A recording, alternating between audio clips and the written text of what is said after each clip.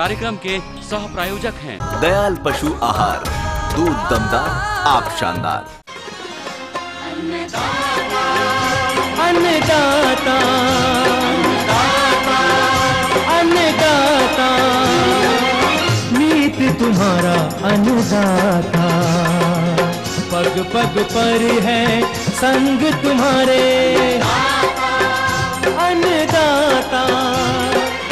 लहू किसानों का बन के पसीना सींचता है धरती का सीना, मेहनत का तेरी हक दिलवाने, नई तकनीक नई खोज बताने। पशुधन को गुणवान बनाना, पौध सुरक्षा को सिखलाना, खेती के सब गुर समझाने, भारत का सरताज बनाने, आठों पहर है संग तुम्हारे अन्नदाता अन्नदाता। नमस्कार, मैं शालिनी आप सभी दर्शकों का अन्नदाता कार्यक्रम में स्वागत करती हूं। और रोज की तरह कार्यक्रम में आज भी हम लेकर के आए हैं खेतीबाड़ी से जुड़ी हुई बहुत सी लाभकारी जानकारियां। तो चलिए सबसे पहले देखते हैं कि क्या है विशेष आपके लिए आज के कार्यक्रम में। कम लागत में मधुमक्खियों का पालन बेरोजगार युवकों के लिए एक अच्छा विकल्प। पपीते की खेती में अधिक आय हेतु रोपण के समय ध्यान देने योग्य महत्वपूर्ण बातें। कुमेडा में वर्तमान समय में किए जाने वाले प्रबंधन कार्य।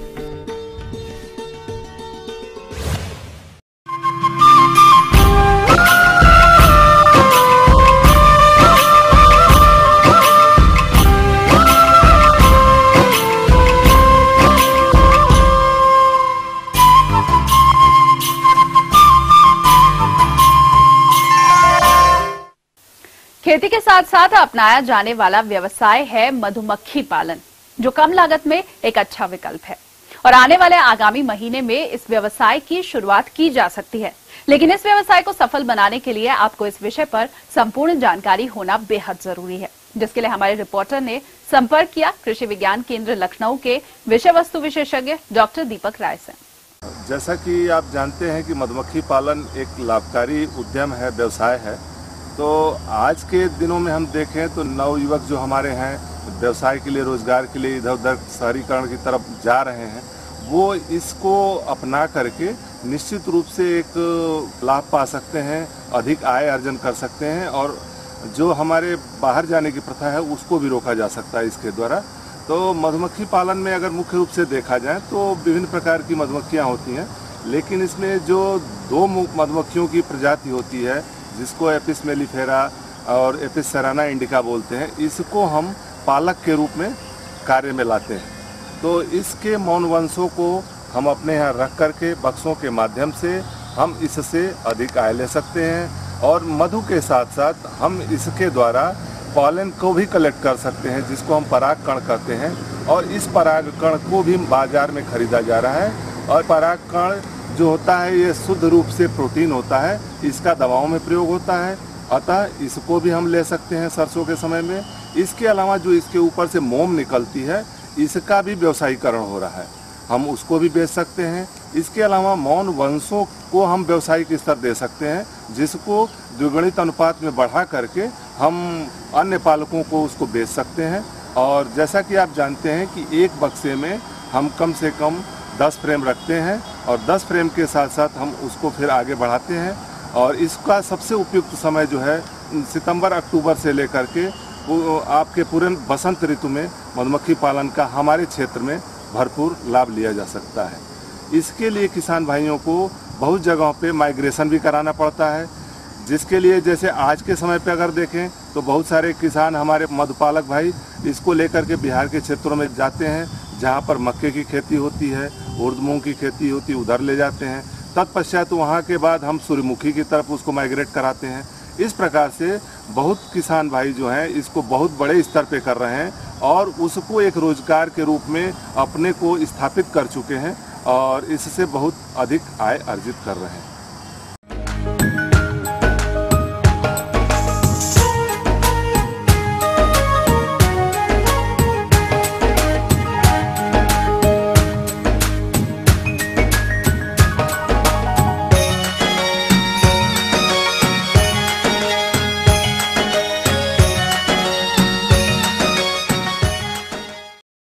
फलों के अंतर्गत पपीते की अगर बात की जाए तो इसके फल बाजार में अच्छी कीमत पर बिक रहे हैं। अतः जो किसान भाई इसकी खेती करना चाहते हैं या फिर कर रहे हैं, वो इस समय रोपाई के लिए बेहद अच्छा समय समझ सकते हैं। लेकिन पपीते के पौधे की उचित बढ़वार और भविष्य में अच्छी उपज के लिए रोपण के पूर्व और रोपण के समय कौन कौन से तकनीकियों पर ध्यान दिया जाना जरूरी है, आइए जानते हैं गोविंद वल्लभ पंत कृषि एवं प्रौद्योगिकी विश्वविद्यालय पंतनगर के डॉक्टर A.K. सिंह से। मैं सुरेंद्र सिंह नेगी हूँ, मैं देहरादून से आया हूँ। और पपीते का पौधा कब लगाना चाहिए और इसके लिए सबसे उपयुक्त लगाने का समय कौन सा है? तो नेगी साहब, जैसा आपने प्रश्न पूछा कि पपीते का पौधा कब लगाना चाहिए खेत में, हाँ जी, तो इस संबंध में हम किसान भाइयों को महत्वपूर्ण जानकारी देना चाहेंगे, क्योंकि ऐसा प्रायः देखने में आ रहा है कि किसान भाई जो हैं पपीते का पौधा अप्रैल के महीने में भी लगाते हैं, कुछ किसान भाई बरसात शुरू हो गई उस समय लगाते हैं, कुछ सितंबर में लगाते हैं। लेकिन लगाने का मुख्य समय क्या है, ये हम आज डिस्कस करना चाहेंगे यहाँ। तो किसान भाइयों को हम बता दें कि अगर पपीते की खेती करना है और ऐसे जगह पर आप हैं जहाँ थोड़ी सी पाला पड़ रही है, पाला जैसे दिसंबर के लास्ट और जनवरी के महीने में पाला पड़ता है, तो अगर पाला पड़ रहा है तो ऐसे जगह पर जो पपीते के पौध का रोपण है वह सितंबर के महीने में की जानी चाहिए, ना कि आप अप्रैल के महीने में करें। सितंबर के महीने में पौधरोपण करने के लिए किसान भाई को जुलाई के महीने में बीज की बुआई कर देनी चाहिए। बीज की बुआई फ्लैट बेड पे करें या पॉलीथीन बैग में कर दें। तो जब जुलाई के महीने में हम इसकी पहले सप्ताह में बुआई कर देते हैं तो जुलाई और अगस्त 2 महीने में हमारा पौध तैयार हो जाता है और फिर इसी पौध को सितंबर के माह में हमें खेत में ट्रांसप्लांट कर देना चाहिए, इसका रोपण कर देना चाहिए। खाद और उर्वरक की जहाँ तक बात है, तो जब पपीते को लगाएं, सितंबर के महीने में हमने लगाने की बात की, तो उसके 15 दिन पहले एक गड्ढा खोद लें 30 बाई 30 बाई 30 सेंटीमीटर, 30 से 40 सेंटीमीटर हम कहते हैं कि गड्ढे का आकार होना चाहिए। तो एक इतना गहरा गड्ढा खोद लें। गड्ढा खोदने के बाद उसको 10 दिन 15 दिन धूप देखने दें, जो भी उसमें कंकड़ पत्थर है उसको पॉलीथीन है निकाल लें। निकालने के बाद गोबर की खाद ले लें और कम से कम 8-10 किलो गोबर की खाद उसमें मिला करके, साथ साथ अगर वहाँ दीमक लग रहा है तो दीमक की दवाई का भी उसी समय प्रयोग कर लें। तो गड्ढे में भरते टाइम गोबर की खाद मिला दिया आपने और जो दवाइयाँ हमने बताई क्लोरपाइरीफास और इमिडाक्लोरपिड, इनमें से किसी एक का चुनाव कर लीजिए और उसका घोल उसके ऊपर जो है छिड़काव करते हुए और उस मिट्टी के गड्ढे को भर दीजिए। इसके साथ हम किसान भाई को यह भी बताना चाहेंगे कि दूरी क्या रखें, क्योंकि हम जानते हैं कि जो हमारे पास प्रजातियाँ अवेलेबल हैं, जैसे पंतनगर विश्वविद्यालय में हम पंत पपाया 1 देते हैं, यह डायोसियस वैरायटी है। कहने का मतलब कि एक पौधे जो नर और मादा पौधे होते हैं इसके अलग अलग होते हैं। अगर एक पौधा फूल के टाइम में आएगा तो या तो उसमें नर फूल होंगे या मादा फूल होंगे। तो चांसेज इसके अगर लमसम देखा जाए तो 50-50% कभी हो जाते हैं, कभी 40% 60% हो जाते हैं। तो किसान भाई को हम ये बताना चाहेंगे कि जो संतुलित दूरी है पपीते के लिए वो 3 × 3 मीटर, मतलब लाइन से लाइन और पौध से पौध हम 3 × 3 मीटर की दूरी रखते हैं। तो इस दूरी को तो रखना ही है, साथ में पौधे को 1.5 बाई 1.5 पे लगाएं, माने 1.5 बाई 1.5 मीटर की दूरी पे पौधे को खेत में लगा दें। ये हमारे कहने का तात्पर्य ये है कि चूंकि हम कह रहे हैं कि इसमें नर और मादा अलग अलग आते हैं, तो जब ये पौधे बड़े होंगे, फ्लावरिंग में आएंगे, तो उस समय हम ये देखेंगे कि इसमें नर कौन सा है, मादा कौन सा है। तो जो नर पौधे होंगे उसको हमें काट करके निकालना होता है, लेकिन कुछ पौधों को साथ में रखना भी होता है। जैसे 100 पौधे हैं तो 100 पौधे में से 10 पौधे नर के होने चाहिए, 90 पौधे अगर मादा पौधे हैं तो बढ़िया से उस पपीते में पॉलिनेशन की क्रिया होती है, परागण की क्रिया होती है और फल भी बहुत अच्छा लगता है। साथ में किसान भाई को ये बताएं कि सितंबर के महीने में क्यों पपीता लगाना चाहिए। मैंने कहा सितंबर के महीने में लगाइए, अप्रैल महीने को अवॉइड करिए। अप्रैल महीने में पपीता लगाने से प्रायः ये देखा जा रहा है कि भाई अप्रैल में लगाया पपीता आपने, फिर मई और जून में इतनी गर्मी पड़ती है कि पानी अगर आप नहीं दे पा रहे हैं समय से तो पौधे के सूखने के चांस होते हैं। चलिए आपका पौधा चल गया, फिर होता क्या है कि उसके बाद बारिश का टाइम आता है, जुलाई और अगस्त। जुलाई और अगस्त में बारिश इतनी ज़्यादा होती है कि पपीते में एक वायरल इन्फेक्शन होता है, वायरल डिजीज़ होता है, वो बहुत तेज़ फैलता है। देखा होगा आपने, पपीते का जो पत्ता होता है वो पीले कलर का हो जाता है। तो वो एक तरह की बीमारी है और बरसात के टाइम में बहुत ज़्यादा फैलती है। इसके आगे जो बीमारी से भी, चलिए आपने सिंचाई भी कर ली या सिंचाई से पौधे सूखे, मैंने बताया कि उससे नुकसान होता है, फिर बीमारी भी लग रही है। फिर इसके बाद जो मुख्य चीज़ है, जो पौधे आपने अप्रैल में लगाए हैं उस पौधों में फूल और फल बनने की प्रक्रिया लगभग जो है आपके बारिश के तुरंत बाद स्टार्ट हो जाती है, बारिश के समय स्टार्ट हो जाती है, और वो फल जो है नवंबर दिसंबर तक नहीं पक पाता है, पेड़ पे ही बना रहता है। और जैसे ही दिसंबर और जनवरी में पाला पड़ता है तो उस पर लगे हुए फल को नुकसान पहुंचता है, फल सड़ करके नीचे गिरने लगते हैं, जो ठंड की वजह से, जो लो टेम्परेचर होता है उसकी वजह से फल खराब हो जाते हैं और वो नीचे गिर जाते हैं। इसलिए मैंने अप्रैल के महीने को अवॉइड करने की बात की, किसान भाई उसमें ना लगाएं, सितंबर के महीने में लगाएं। सितंबर के महीने में लगाने से क्या फ़ायदा है, लगाने के बाद ये अक्टूबर और नवंबर में थोड़ी बढ़वार लेगा खेत में। बढ़वार लेने के बाद इसका आकार लगभग इस तरह का, इतना लगभग आकार हो जाएगा। अगर किसान भाई खेत में लगा रहे हैं तो अक्टूबर नवंबर तक इस पपीते की ऊंचाई लगभग इतनी हो जाएगी। और इसकी हम थैचिंग कर सकते हैं। थैचिंग एक छप्पर नुमा कवर इसके ऊपर चढ़ा देते हैं, घास फूस किसान भाई खेत से इकट्ठा कर लेते हैं। इकट्ठा करने के बाद उसको एक इसके छप्पर नुमा संरचना बनाते हुए इसको ढक देते हैं, तो पाले से इसका बचाव हो जाता है।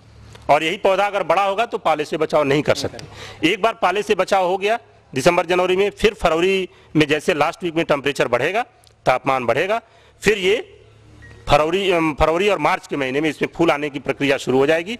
और इससे फल आप अगला जाड़ा आने के पहले, मतलब नवंबर तक आप इससे फल हार्वेस्ट कर सकते हैं, तोड़ करके ले सकते हैं।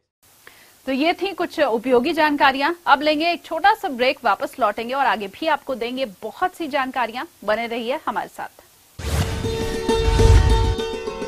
दुधारू पशुओं में गर्मी में ना आने की समस्या और समाधान।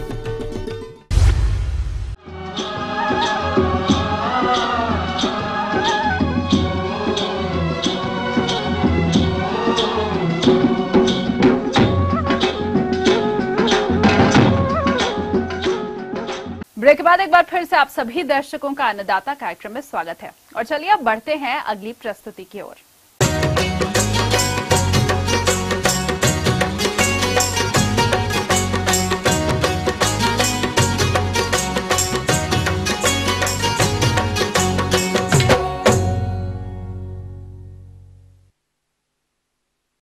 हमारे जिन भी किसान भाइयों ने कुम्हड़ा की फसल लगाई हुई है वो अभी बढ़वार की विभिन्न अवस्थाओं पर होगी और इस समय फसल से अच्छा उत्पादन लेने हेतु कुछ प्रबंधन कार्यों को करने की जरूरत है।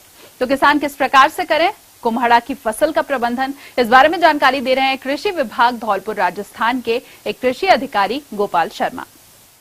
कद्दू एक ऐसी फसल है जिसमें कि उत्पादन भी हमें अच्छा मिलता है। इसकी प्रबंधन के लिए हमें विशेषकर उर्वरकों का प्रबंध करना चाहिए। इस समय खड़ी फसल पर हमें यूरिया की मात्रा सिंचाई के समय देनी चाहिए। इसमें लगभग 60 से 65 किलो यूरिया 1 हेक्टेयर के हिसाब से सिंचाई करते के बाद हमें देना। उसके बाद हमें दूसरी सिंचाई करते समय दूसरी बार यूरिया देना चाहिए। 60 से 65 किलो यूरिया पर्याप्त होता है। सिंचाई करते समय हमें विशेष ध्यान रखना चाहिए कि सिंचाई शाम के समय ही की जाए जिससे कि मौसम का प्रभाव नहीं पड़े। ड्रिप पद्धति के द्वारा सिंचाई करना विशेष लाभकारी रहता है। और इसके साथ साथ हमें कद्दू वर्ग की खेती में निराई गुड़ाई का भी विशेष ध्यान रखना है। कोई भी खरपतवार कद्दू फसल के अलावा हो उसको हमें निकाल करके गाड़ देना चाहिए या हटा देना चाहिए।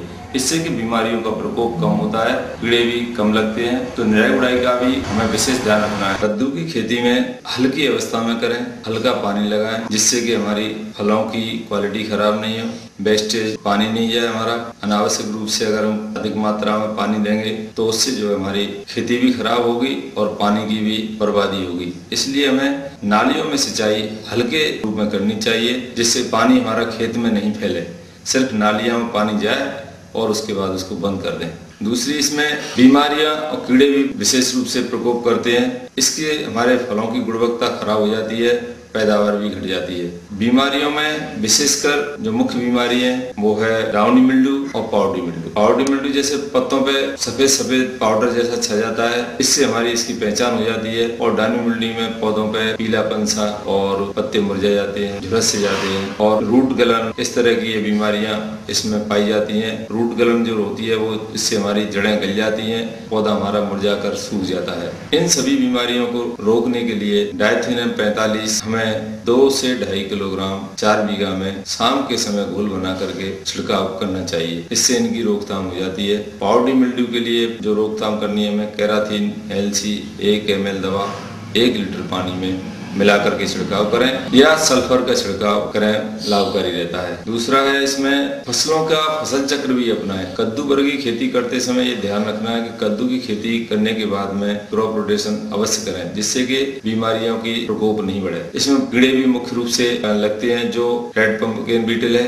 जो कि पीले कलर की हल्की सी होती है, जो पत्तों के रसों को चूसती है और फलों को भी फूलों को भी नुकसान करती है। दूसरा है फल मक्खी, जो फलों को काना कर देती है, फल सिकुड़ जाता है, बढ़ता नहीं है। और इन सबको रोकथाम करने के लिए हमें मेलाथियोन 50 सीसी या डायमेथियोड 1 ml दवा 1 लीटर पानी में शाम के समय छिड़काव करना चाहिए। छिड़काव करते समय हमें विशेष रूप से अपना भी सुरक्षा की दृष्टि रखनी चाहिए। छिड़काव इस तरह से करें कि हवा जिधर चल रही हो उधर ही छिड़काव करें, शाम के समय छिड़काव करें। इसकी जो फ्यूम्स बनती है वो हमारे स्वास्थ्य को नुकसान कर सकती है सांस के रूप में, इसलिए हमें शांत वातावरण में शाम के समय ही छिड़काव करना चाहिए। कपड़े बिल्कुल पूरी तरह से शरीर को ढक करके छिड़काव करना चाहिए। इस तरह से किसान भाई जो फल हमारा बढ़ जाए, अच्छी तरह पक जाए, उसी को हरे अवस्था में भी तोड़ सकते हैं, और जब फल पूरी तरह पक जाता है उस अवस्था में भी तोड़ सकते हैं। तो जब फलत अच्छी आ रही हो तो फलों को हरी अवस्था में तोड़ें और बढ़वार अच्छी हो जाए तभी तोड़ें। तोड़ते समय ये ध्यान रखें कि बेल हमारी डिस्टर्ब नहीं हो, इसलिए चाकू या सिकल से हमें इसका तोड़ने का प्रयोग करना चाहिए और मंडी में इसका बाजार भाव में अच्छा मिलेगा।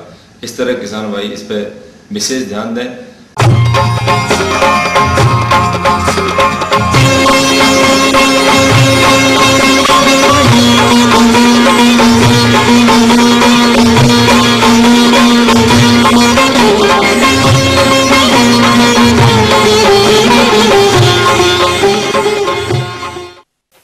दुधारू पशुओं में प्रजनन संबंधित समस्याएं अक्सर देखी जाती हैं, जिनमें पशुओं का गर्मी में ना आना एक बड़ी समस्या है। ऐसा क्यों होता है और ऐसी समस्या से बचने के उपाय क्या हैं, आइए जानते हैं एक विषय विशेषज्ञ से। भाइयों, हम लोग आज चर्चा करेंगे पशुओं के गर्मी में नहीं आने के कारणों के बारे में, या जिसको हम लोग अमतकाल कहते हैं। अमतकाल एक बहुत बड़ी समस्या है और एक विकराल रूप धारण करती जा रही है। तो अगर पशु गर्मी में नहीं आ रहा है तो उसके कई कारण हो सकते हैं। एक तो हम लोग शारीरिक कहते हैं, जिसको हम लोग कहते हैं फिजियोलॉजिकल एनिस्ट्रस, या हम लोग कहते हैं शारीरिक अमतकाल। शारीरिक अमतकाल कब होता है? जब पशु अभी पूरी तरीके से यौवन अवस्था को प्राप्त ना कर चुका हो, तब पशु गर्मी में नहीं आता है। तो ये एक सामान्य प्रक्रिया है। इस समय पशु गर्मी में नहीं आया, ये कोई चिंता की बात नहीं है। समय आएगा जब पशु अपना वजन पूरा कर लेगा जितना उसे गर्मी में आने के लिए चाहिए, तब ये ऋतु चक्र जो है या गर्मी में आने का चालू हो जाता है। जरूरी नहीं है कि पशु के अंदर किसी प्रकार की कोई बीमारी हो और वो उसी समय गर्मी में ना आए। अगर पशु गाभिन भी होता है तो पशु गर्मी में नहीं आता है। सामान्यतः गाय के अंदर 20 से लेकर 21 दिन के अंदर पशु को गर्मी में आना चाहिए और भैंसे 21 से लेकर 23 दिन के अंदर पुनः गर्मी में आती है। अगर ये चक्र किसी प्रकार से टूटता है तो हमें इसका काफ़ी नुकसान होता है। इसके कई कारण हो सकते हैं। सबसे पहले हम बात करते हैं कि उसके अंगों के अंदर कुछ विकार हो सकते हैं जिस कारण से वो गर्मी में नहीं आ रहा है। दूसरा कारण हो सकता है कि उसे जो जरूरी खनिज तत्वों की या जरूरी मात्रा में जो उसको पोषण तत्वों की ज़रूरत है उनकी कमी हो सकती है, उस कारण से वो गर्मी में नहीं आ सकता है। तीसरा कारण हो सकता है कि उसके अंदर किसी प्रकार का जो रख रखाव हम कर रहे हैं, जिसे अंग्रेजी हम लोग मैनेजमेंट कहते हैं या प्रबंधन कहते हैं, उसमें हम लोग किसी प्रकार की लचरता बरत रहे हैं तो उसमें भी वो गर्मी में नहीं आ सकता है। चौथा कारण हो सकता है कि उसमें किसी प्रकार के हार्मोनों की कमी हो जो कि शरीर के अंदर प्रजनन की क्षमता प्राप्त करने के लिए जरूरी होता है। तो पहले कारण की अगर हम लोग बात करें, अगर शारीरिक विकार है जो कि मूलतः अंडाशय में देखने को मिलता है, अंडाशय जहां से अंडे का उत्सर्जन होता है और वही अंडा आगे जाके बच्चों का रूप धारण करता है जब हम लोग उसे गाभिन कराते हैं, तो अगर उसमें किसी प्रकार का अंडाशय में कोई प्रकार की कमी है उस कारण से वो गर्मी में नहीं आ सकता है। इसके लिए हमें अपने पशु चिकित्सक के पास जाके उसके पहले गुदा विधि से जांच करानी चाहिए। तो पशुपालक जब भी अपने पशु चिकित्सक के पास लेके जाएं वहां पे पर गुदा विधि से उसकी जांच कराएं। इस प्रकार से उसका निवारण हो सकता है। शारीरिक कमी के अलावा जो अब दूसरा कारण हो सकता है वो हो सकता है किसी प्रकार का मैनेजमेंट या प्रबंधन के अंदर किसी प्रकार की कमी है। पोषण अगर हम लोग समय पे ठीक से अच्छा बैलेंस्ड या संपूर्ण एक अच्छा राशन नहीं दे रहे हैं, जिसके अंदर मुख्यतः नमक की मात्रा और जो खनिज पदार्थ है उनकी मात्रा नहीं दे रहे हैं, तो वो भी एक कारण हो सकता है कि हमारा पशु समय पे गर्मी में ना आए। कुछ किसान भाई क्या करते हैं कि पशुओं को कम खाना खिलाते हैं या उसको भूसे पे ही रखते हैं। भूसे पे अगर उसको रख रहे हैं तो उस कारण से भी वो अपना जो वजन चाहिए, उसको वजन आना चाहिए जितना, वो ना आ पाता है। उस कारण से भी वो बार बार गर्मी में नहीं आता है। उस कारण से भी ये ऋतु का चक्र टूट जाता है। तो उनको हम लोग अच्छे खनिज पदार्थ के तौर पे, अगर हम लोग घर में चाहें तो हम लोग उसको नमक, जब भी आप उसको सानी बना के खिलाते हैं तो उसमें 2-3 डली नमक की पीस के डाल दें, वो आप खिलाएं। घर में आपका जो किचन वेस्ट या जो रसोई से बचा हुआ चारा होता है, जैसे कि पालक की डंडियां, प्याज के छिलके, गोभी की डंडियां, ये सब मिला के आप सानी में खिलाएं। और हरा चारा अगर आपके पास उपलब्ध है तो वो आप खिलाएं, साइलेज खिलाएं। और ये सब चीजें खिलाने से पशुओं को अच्छा वजन आ जाता है और उसके अंदर जो भी खनिज पदार्थों की कमी है वो पूर्ण हो जाती है। इसके पश्चात हम बात करेंगे कि समय समय पर पशुओं को हम लोग कृमिनाशक दवाई दें। हर 3 महीने के अंदर पेट की कृमियों नाशक दवाई दें। कैल्शियम की कमी के कारण भी कई बार पशु गर्मी में नहीं आता है। उसका सबसे बढ़िया घरेलू इलाज है कि जिस पात्र में आप पानी पिलाते हैं उसे चूने से पोत दीजिए। चूने से पोतने से क्या होता है, उसमें से धीरे धीरे कैल्शियम भी गलता जाएगा और शरीर में जाता जाएगा। अगर पशुओं के अंदर किसी प्रकार की हार्मोनल कमी है तो हार्मोनल कमी के लिए हम लोग कभी भी खुद हार्मोन का इस्तेमाल न करें, ये बहुत हानिकारक हो सकते हैं। सबसे सही तरीका तो यही है कि हम अपने पशु चिकित्सक के पास जाएं, उसको बाकायदा अच्छी तरीके से चेक कराएं या जांच करवाएं। उसके बाद ही हम उसके अंदर जो भी कमी है उसे पूर्ण करने के लिए जो हमारे पशु चिकित्सक हार्मोन के लिए बताते हैं वही हार्मोन वो खुद लगाएं। फिर बात आती है कि पशुओं के अंदर गर्मियों के लक्षण क्या हैं। पशु जब गर्मी में आता है तो मुख्यतः वो रंभाता है और अपने साथी की तलाश करता है। योनि मार्ग जो होता है वहां लालपन आ जाता है, श्लेष्मा लाल हो जाती है और वहां से चिपचिपा बिल्कुल पानी के जैसा साफ पदार्थ निकलता है। और वहां पे जो चिपचिपा पदार्थ निकलता है वो उसकी एड़ी के पास आके टूट जाता है। पशु बार बार थोड़ी थोड़ी देर में पेशाब करता है। ये जो लक्षण होते हैं, अधिकतर दूध में हल्की सी कमी आ सकती है कभी कभी जब पशु गर्मी में आता है, या कभी कभी वो चारा भी कम खाने लगता है। तो ये सारे लक्षण जो है पशु के गर्मी के आने के लक्षण हैं। अगर ये लक्षण मिलता है तो मतलब पशु को गाभिन कराने का समय बिल्कुल सही समय आ गया है। इस समय गाभिन कराएं। पहले हम लोग ये देख लें कि पशु गर्मी में आ रहा है या नहीं आ रहा है। और अगर आपको जरा सी भी शंका है अपने पशु चिकित्सक के पास ले जाएं, एक बार जांच कराएं। जांच कराने के बाद जो भी आपको सलाह दी जाती है उस सलाह पे अमल करें। तो मेरे किसान भाइयों, आप बहुत अच्छा लाभकारी डेयरी व्यवसाय या गौवंशीय पशुओं से आप या भैंसवंशी पशुओं से आप अच्छा नफा कमा सकते हैं और अच्छा लाभ कमा सकते हैं।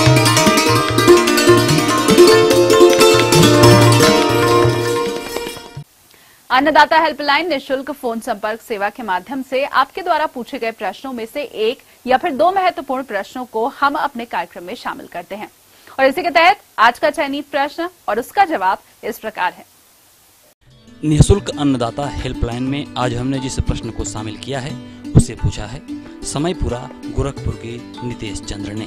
मिर्ची में एक ही सबसे बड़ी समस्या है विषाणु वाली बीमारी की, लेकिन इसके लिए किसान भाई अगर शुरू से इस बीमारी के लिए नियंत्रण के लिए कुछ शुरू करें उपाय, तो इसको बहुत हद तक कम किया जा सकता। पहला कि जो हम नर्सरी लगाते हैं, इसका जो थरा तैयार करते हैं, उसी में ये जो कीड़े हैं वो जब चूसते हैं इसका रस, तो वो नर्सरी अवस्था में ही विषाणुओं को अंदर प्रवेश करा देते हैं। मतलब जो नर्सरी का जो थरा है हमारा, वहीं से इसकी शुरुआत होती है रोग की। तो ये चूंकि छोटी जगह पे हम लगाते हैं हमेशा मिर्ची का थरा, तो उसमें कुछ नहीं है। जो मच्छरदानी हमारी आती है, अगर उसको हम चारों तरफ से ढक के रखें और एहतियात के तौर पे जब हम थरा लगाने वाले रहें उसके करीब 1 हफ्ता पहले एक बार जो कीटनाशक दवाई है उसका हम उसके ऊपर छिड़काव कर दें। और उसके लिए डाइमेथोएट है जो एक कीटनाशक है, उसका इस्तेमाल कर सकते हैं। वो लगभग 1 मिलीलीटर 1 लीटर पानी में लगता है। दूसरा जो इमिडाक्लोप्रिड है, जो रस चूसक जो कीट हैं उनके लिए बहुत इफेक्टिव है। वो लगभग एक स्प्रेयर में लगभग 5 मिलीलीटर या पाउडर अगर है तो 5 ग्राम लगता है। तो इसको घोल के अगर छिड़काव करें तो जो थरा है नर्सरी प्रबंधन वो अगर अच्छे से हो तो फिर बीमारी जो है वो न लगेगी। दूसरा, किसान भाई क्या करते हैं कि जो पिछले साल के कुछ जो पेड़ हैं वो भी बचा के रखते हैं और वो मुख्य कारण बनते हैं बाद में ये विषाणु रोग के फैलाव के लिए। विषाणु रोग को हम रोक सकते हैं, इसके फैलाव को रोक सकते हैं। इसको समूल नष्ट नहीं कर सकते। तो समूल नष्ट करने के लिए पुराने पौधे अगर रोग ग्रसित हैं उनको उखाड़ के रखें, अलग रखें, और जैसे ही हम थरा रोपते हैं उसके 4-5 दिन बाद दानेदार दवाई आती है, जो कीटनाशक दवाई, जैसे एक आता है कार्बाफ्यूरॉन, वो करीब 25 से 30 किलो प्रति हेक्टेयर लगता है।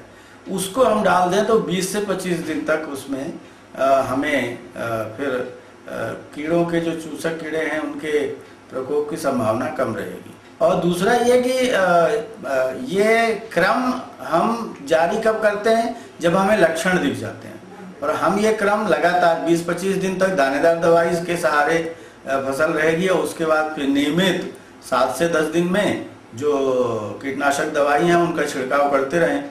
तो जब फूल की अवस्था में फसल आएगी तो हमारी फसल स्वस्थ रहेगी और उसमें विषाणु का आक्रमण नहीं होगा। कीटनाशक छिड़काव के लिए इमिडाक्लोप्रिड भी ले सकते हैं, एसिटामाप्रिड भी ले सकते हैं, और ये लगभग दोनों 5 से 6 ग्राम या मिलीलीटर प्रति स्प्रेयर लगती है। 80 ग्राम या 80 ml करीब 1 एकड़ में लगता है। तो इस तरह से ये किसान भाई अगर करें, विषाणु रोग से उनको नियंत्रण मिलेगा। पहली नज़र पे अगर 1-2 पौधों में ये दिखता है तो उन पौधों को उखाड़ दें। ये लालच न करें कि ये पौधे जो है ना इसमें मिर्ची आएगी, क्योंकि जितने की मिर्ची नहीं आएगी उससे ज़्यादा का नुकसान कर देते हैं बाद में। दूसरा ये कि इसमें उकठा रोग लगता है, जिसमें मिर्ची के पौधे सूखते हैं, और वो तभी सूखते हैं जब फूल की अवस्था आने लगती है, उसके पहले हमें पता नहीं चलता। उसमें भी एहतियात बरतने की ज़रूरत है। जो थरहा हम लगाते हैं उसको पहले एक स्ट्रेप्टोसाइक्लिन नाम की दवा आती है, तो उसका थरहा को डुबा के रखें और फिर दूसरे दिन उसको रुपाई करें, ये काम कर सकते हैं। दूसरा ये कि जब रुपाई खेत में करते हैं तो ट्राइकोडर्मा नाम की जो जैविक फफूंदनाशी है उसका इस्तेमाल कर सकते हैं। वो करीब 8 किलो 1 एकड़ में लगता है। तो उकठा रोग के नियंत्रण के लिए भी हमें शुरू से सजग रहना पड़ेगा। कुछ ऐसी किस्में भी हैं जिसमें उकठा रोग कम लगता है, उन किस्मों का इस्तेमाल कर सकते हैं। तो मिर्ची की फसल को किसान भाई अच्छे तरीके से कर सकते हैं। अभी सितंबर में एक और बीमारी इसमें आती है, जिसमें ऊपर के जो फुनगे हैं मिर्ची के वो सूखने लगते हैं। थोड़ा सा पानी बादल रहते हैं तब ये ज़्यादा आती है, और वो फुनगे सूखने लगते हैं ऊपर से नीचे की तरफ, और धीरे धीरे पता चलता है कि पूरे पौधों में ये फैल जाता है। तो जरा सा भी अगर इस तरह के लक्षण कहीं दिखाई दे रहे हों तो किसान भाई कॉपर ऑक्सीक्लोराइड डाल सकते हैं 2.5 ग्राम 1 लीटर में, मैनकोजेब डाल सकते हैं 2.5 ग्राम 1 लीटर में, और इनका छिड़काव कर सकते हैं। हम ये उम्मीद करते हैं कि आज का कार्यक्रम आप सभी दर्शकों के लिए उपयोगी रहा होगा। किसान भाइयों, अन्नदाता आपकी सेवा के लिए संकल्परत है। कृषि संबंधित समस्या और सुझावों के लिए आप हमें इस पते पर संपर्क कर सकते हैं। प्रोड्यूसर अन्नदाता, ETV Uttar Pradesh, Uttarakhand, Ramoji film city, Hyderabad 501512। साथ ही आप हमें ईमेल भी कर सकते हैं। हमारा ईमेल आईडी है annadaata.up@etv.co.in। इसके अलावा हमारी निःशुल्क हेल्पलाइन नंबर 1800-108-4599 पर सोमवार से शनिवार सुबह 10 से शाम 4 बजे के बीच आप संपर्क कर सकते हैं। और आइए अब देखते हैं कल दिखाए जाने वाले कार्यक्रम की मुख्य झलकियां। देर से रोपी गई धान की फसल में खरपतवारों के प्रबंधन पर जानकारी। खरीफ प्याज की रोपाई पर तकनीकी जानकारी। तो फिलहाल अन्नदाता की पूरी टीम को दीजिए इजाजत। कल फिर से इसी समय आपसे मुलाकात होगी कृषि संबंधित कुछ और रोचक जानकारियों के साथ। नमस्कार।